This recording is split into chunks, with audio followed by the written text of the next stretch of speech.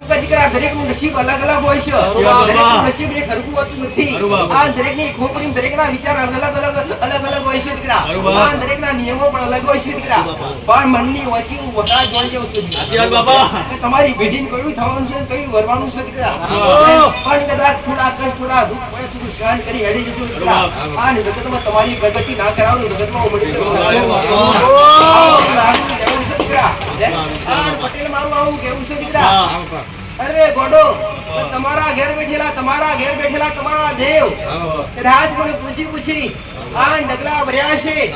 આન ઘડી કદાચ મને બાપજી કરીને તમારી તાળીઓના ઠપકારાથી કદાચ મને મહારાજને વધાવ્યો છે દીકરા. તો ગોડો કદાચ તું ભલે રહ્યો મારી ઓમકારો નાગ દીકરા. તમારા ઘેર તમારા દેહ ઉઠતા પહેલા તમારા ઉમરિયાઈ તમારી માન ખગા મજા ના કહી દઉં જગતનું પારસમણી ના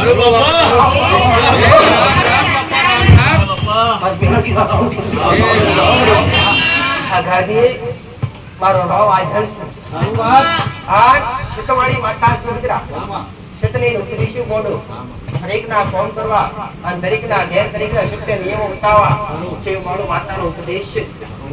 આજ મારા સેવકોની ઈચ્છા મારા દીકરાની ઈચ્છા એ મારી ઈચ્છા દીકરા. આજ તમારી ભાવના એ મારી ભાવના દીકરા. પણ ગમે વાર રોતા આવ્યા છો બોડો રસ્તા ના કાઢું જગતમાં મેળવી માતા વધી જવું દીકરા. આવું મારું માતાનું કહેવું છે દીકરા. તો હૈયા મોહન લઈને આવજો દીકરા. આ નુડા તમારા મનમાં તમારી શ્રદ્ધા તમારો ભાવ આન તમારો હાથો લગાવીને આવજો દીકરા. આન ઘેરથી નીકળો તમારી માન મોર કરી નીકળજો કે માં આગળ આવવાની ભૂમિકામાં જવું છે. આન માં જે ગુનાહ કર્યા ગુનાહનું સમાધાન કરવું છે. તો જે ગુનાહ કર્યા છે ને ભલે ભૂલી ગયા છો દીકરા અને કે ગુનાહ યાદ કરાવડાઈ અને ના સમાધાન કરાવીને તમારા ઘેર તમારા ઉમરે સુખના અરે સુખનો સમુદ્ર ના સંગાવ જગતમાં ઉમરેની માતા મળી જવું દીકરા.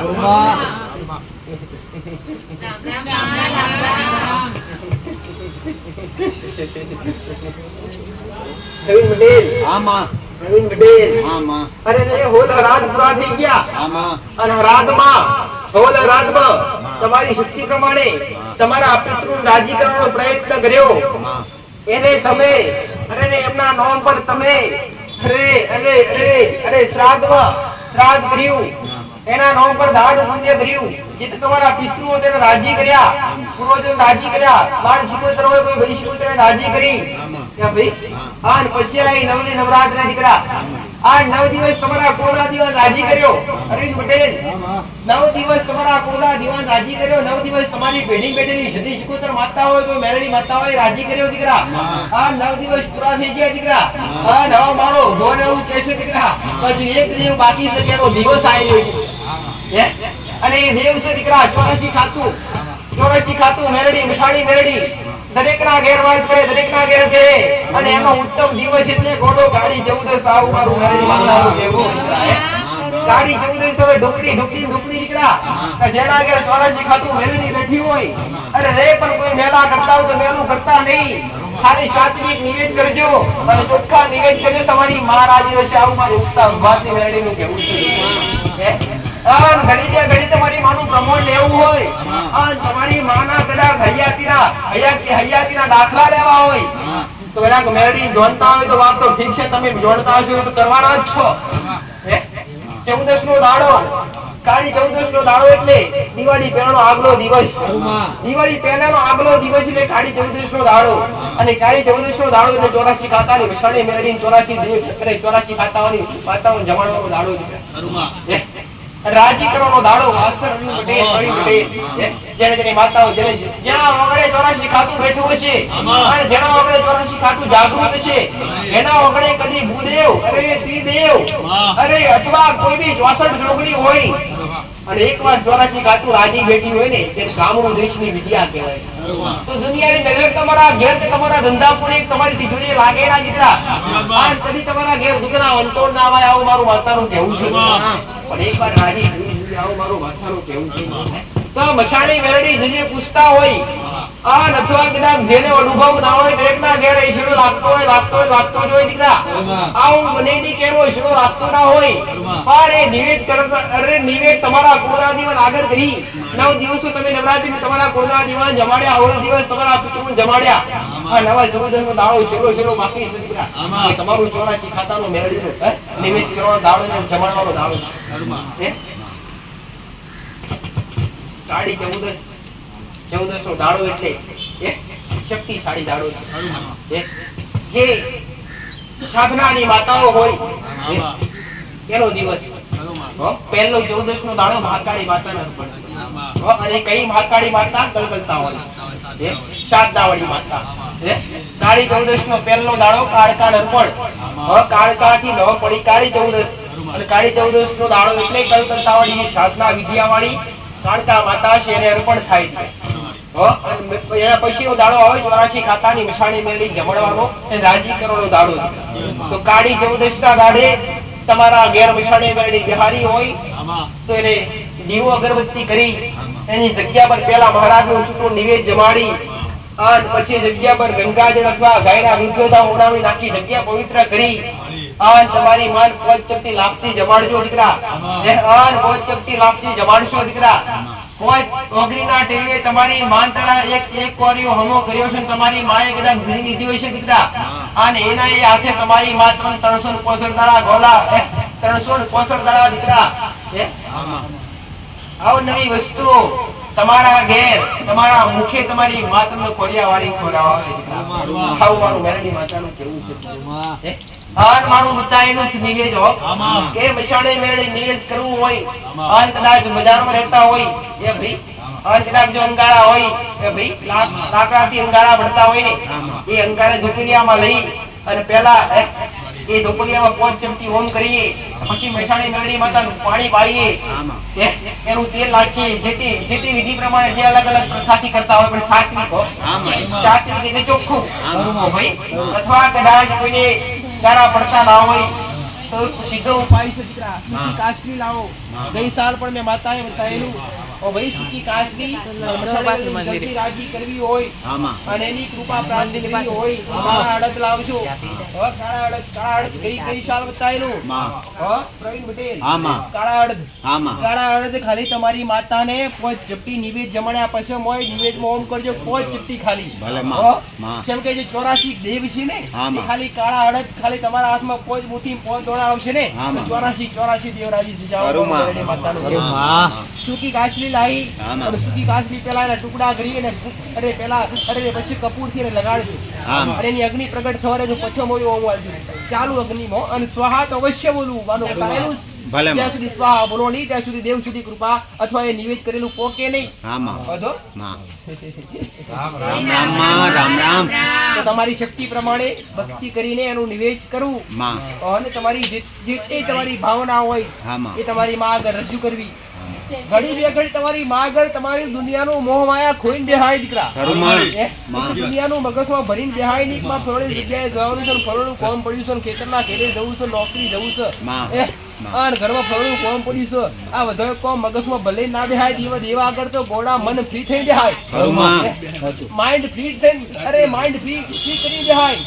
આ બધું દુનિયાનું લેવડ દેવડ હગા વાલા ભાઈ બુન કાકા કુટુંબ બધું મગજમાં ખુશી અને ભરેલી દેહમાં ફલાણો હું થા પેલાનો હું થશે મારા દીકરાનો હું થશે આ બધું લઈને ના બેહાય દેવ આગળ તો ચૂસ થઈને બેહાય દીકરા. આ બધું છે બધું તારા શરણોમાં છે તું જ કરે એ થવાનું છે. બાકી કરતા હરતા મારો રોમ છે દીકરા. દરેક કોઈ કે હું કહું એ થાય હું કરું એ થાય હું ધારું એ થાય પણ ધારી ધણીયું થાય તમારું ધારું મેલડી માતાનું કહેવું છે. એટલે તમે ધારશો ને તમે વિચારશો એ નથી બનવાનું. તમારા કુળનો દીવો ધારશે અને તમારી માં વિચારશે ને તમારી માં ધારશે એ જ થવાનું છે. અથવા તમારા ઘેર કોઈ બી દેવી શક્તિ માતાજી બેઠી હોય એની આગળ મોગણી કરવાની આવે નહીં. તમારી માં તો ખાલી તમે યાદ કરો વસ્તુ હાજર કરી નાખે. માન ખબર ના હોય મારા દીકરાની સાથે ચાલશે માં આગળ મોગવાનું ના હોય ભાઈ મોગવાનું આવે નહીં. અરે રે પણ સાચી શ્રદ્ધાથી સાચા ભાવથી સાચા અંતરથી ખાલી તમે ઉમળકો કરો અને ખાલી તમે વસ્તુ જે જરૂર છે એ વસ્તુ ખાલી યાદ કરો તમારી માન ખબર પડી જાય. અને કોઈ બી વસ્તુ તમારી ઈચ્છાઓને વસ્તુ પ્રાપ્ત ના થતી હોય તો વધારે એના પર ફોકસ કરવું નહીં. જેમ કે તમારી માન યોગ્ય લાગે તમને પવડાવે. તમે વિચાર કરો કે માતાજી 4 વ્હીલ ગાડી લેવીશ અરે 4 વ્હીલ ગાડી લેતા કદાચ તમારી માન ખબર પડે કે આ 4 વ્હીલ ગાડી લેશે તો એક વિઘ્ન અકસ્માત થાય અથવા કઈ થવાનું આ થવાકાર હોય તો તમારી માં ગાડી ના લેવાની, ગાડી સુધી ના પોકવાની. તમે તમારી માં તમે અરજી કરો કે અમારે લેવી પણ ના વસ્તુ તમને જ્યાં સુધી તમારી માં ના ઉજાડે, જ્યાં સુધી તમારી માં તમને હાથી પ્રેરણા ના પૂરે, જ્યાં સુધી તમારી માં હાથ દોરીને તમને ન લઈ જાય ત્યાં સુધી વધારે ઉછળીએ નહીં. ભાઈ ત્યાં સુધી ઠંડા ને ઠંડા રહીએ. ભાઈ એટલે તમે 4-wheeler ગાડી લેવાની ઈચ્છા કરતા હોય એ તમારી માન ખબર હોય કે 12મા મહિનામાં કે 10મા મહિનામાં મારું મારા દીકરાને કંઈક થશે અને એને નહીં તો ગાડીને નુકસાન આવશે એટલે પૈસા ઘરના જ ભરવા પડશે. એટલે માતાને ખબર છે ખાડો તો કરવો પડશે એટલે આપણે હવડા 2-4 મહિના થોભી જઈએ અને પછી લેવડાવીએ. અને જ્યારે લેવાનો હુકમ થાય ને એ દાડે તમારા હાથમાં પૈસા આવી જાય, તારીખે આવી જાય અને બધી બાજુથી હા, બાપાને પૂછો તોય હા, કાકાને પૂછો તોય હા, ભાઈને દીકરાને પૂછો તોય હા. અને લેવાની હોય અને તમે બધા હા ના આવડે શું ઉતાવળ છે પછી લઈશું, ઠંડો રે ટાઢો રે. ભાઈ શાંત. કોકના ના કહેવાથી કોઈ બી વસ્તુ ખરીદીએ નહીં કેમ કે નુકસાન આવે. અને જો તમે વસ્તુ લેવા નીકળ્યા છો, તમારી પાસે પૈસા પ્રાપ્ત છે અથવા પૈસાની સગવડ ઓછી હોય પણ તમારે લેવી છે, અથવા તમારા ઘરનો તમારો દીકરો હોય, તમારો પપ્પા હોય, તમારા મા હોય, કોઈ બી હોય કે ભાઈ નાનો શબ્દ નીકળે તમારે લેવી દીકરા પછી લઈશું તો એ શબ્દ કાપીને જીએ નહીં એવા માટે એ શબ્દનું પાલન કરીએ. પછી એ કોઈ તારે પછી એમની ઈચ્છા પછી લઈએ. ભાઈ એટલે એવું નથી કે તમે ઈચ્છા કરો તમે ધ્યાન ધરો એ વસ્તુ હાજર થાય. વસ્તુ તમને ક્યારે પ્રાપ્ત થાય તો જ્યારે તમને તમારું જે દેવને માનતા હોય, જે દેવમાં રચા બચા રહેતા હોય, આ શબ્દ એના માટે. ભાઈ અજ્ઞાની વ્યક્તિઓ માટે નથી, નાસ્તિક વ્યક્તિઓ માટે નથી મારો શબ્દ. મારા શબ્દો દેવી શક્તિને માનતા હોય, દેવી શક્તિમાં રહેતા ના હોય અને દેવી શક્તિને પૂછી ડગલા ભરતા હોય એના માટે. અજ્ઞાની વ્યક્તિઓ ખાલી મારું પ્રવચન, મારા શબ્દો સાંભળે એક બાજુ કાઢી નાખી.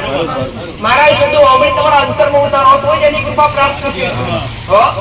ભલે દરેકને રોંગ બધાયને રોંગ ખાલી ઉપરવાળા રોંગ બોલે, દરેક નીચાવાળા ખાલી ઊંઘા બેઠા રોંગ બોલવા કઈ ટ્રાય કરો અને રોંગ સિવાય તમારી પાસે કઈ લીધું નથી. મોટા કાગળિયા છાપી મારા શબ્દો લખેલા